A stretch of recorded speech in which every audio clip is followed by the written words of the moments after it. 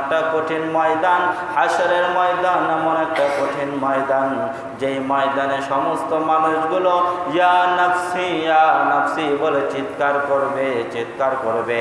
পিতা তার সন্তানের পরিচয় দিবে না, সন্তান তার পিতার পরিচয় দিবে না।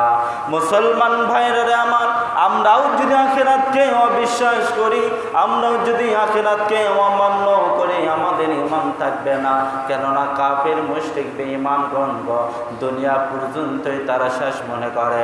কিন্তু আল্লাহ পাক রব্বুল আলামিন কুরআনুল কারীমের ভিতর বলেন, মিনহা খলাকনাকুম ওয়া ফিহা নুঈদুকুম ওয়া মিনহা নুখরিজুকুম তারাতান উখরা। তুমি দুনিয়াতে যা কিছু করো না কেন, তোমাকে দুনিয়ার মানুষগুলো কবরস্থ করবে, আর কঠিন কিয়ামতের ময়দানে, হাসরের ময়দানে, আবার কঠিন কিয়ামতের ময়দানে তোমাকে মাটি থেকে পুনরায় উত্থাপন করা হবে।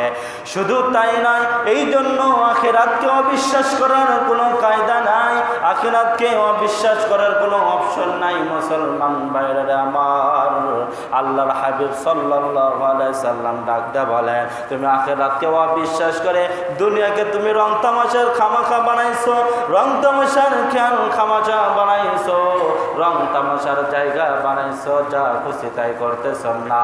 এমনটা করা যাবে না, এমনটা করা যাবে না। আল্লাহ পাক রব্বুল আলামিন ডাকতে বলেন, তুমি দুনিয়াকে রং তামাশা বানাইছো না।